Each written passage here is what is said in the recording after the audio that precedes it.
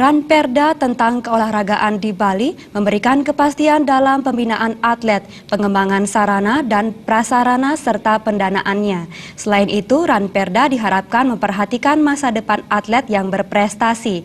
Setelah tidak lagi menjadi atlet, minimal bisa diangkat menjadi PNS.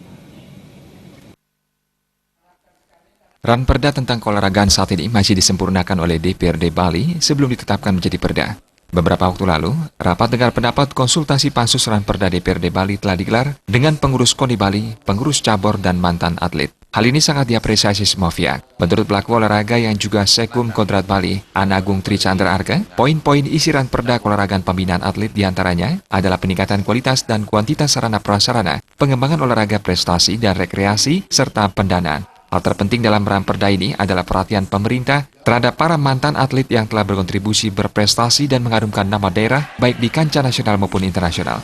Setelah ia pensiun, nasib mantan atlet harus lebih diperhatikan. Selama ini, solusi yang dilakukan adalah mengangkat mantan atlet menjadi PNS. Program seperti ini secara teratur dilaksanakan oleh pemerintah agar nasib mantan atlet tidak memprihatinkan di masa tuanya.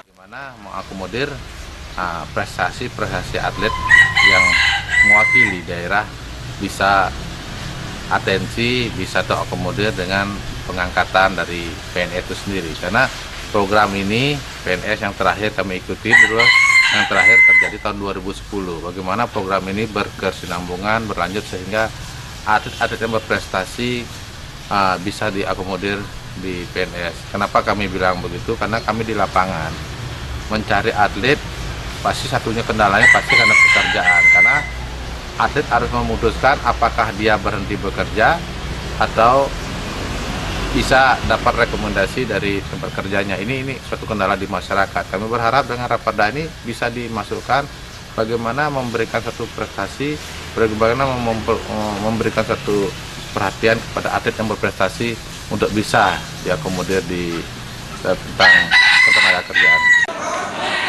Tricandra menambahkan menunjang prestasi atlet, hal yang dibutuhkan saat ini adalah pembangunan peningkatan sarana dan prasarana olahraga. Terlebih lagi, Bali mengajukan diri sebagai tuan rumah PON ke-21 pada tahun 2024. Winata Bali.